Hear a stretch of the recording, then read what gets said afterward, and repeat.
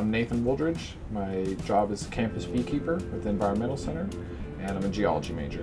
As official beekeeper, I started this last spring with 2 hives, and before that I had helped out the previous beekeeper.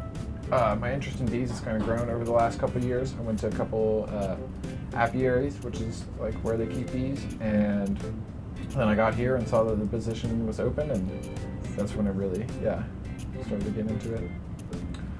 My favorite part about being the beekeeper is taking others to go see the bees. So we have 2 suits, and I get super excited when we go into the hive. Yeah, so I decide and I consult, my boss, Carrie from the Environmental Center. We kind of decide what we want to do. Last year we did a bee event, and so we made lip balm and gave away jars of honey, and we made soap and that kind of thing. We won't take any hive from the honey this year because they actually need it all to overwinter.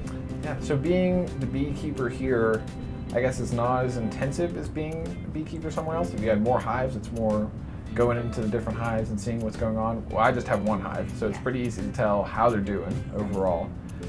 For me, it's more trying to get students involved and interested, so that it definitely varies seasonally how much you go into the beehive. Right now, I don't need to go into the beehive necessarily, but you can go in and just kind of show people what's going on is really at this point.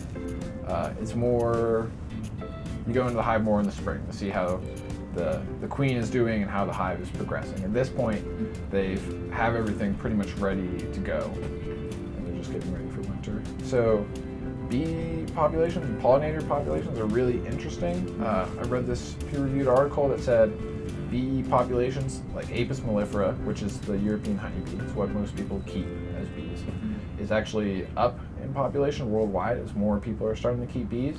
The population of bees in the US has gone down since about the 1950s, part in due to this that they're farming bees other places, so demand for US honey has gone down.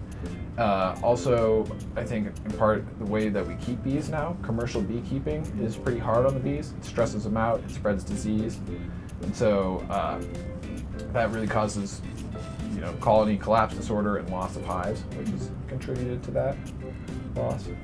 So students can get involved with the beehive. You can go to the Environmental Center and talk to Carrie.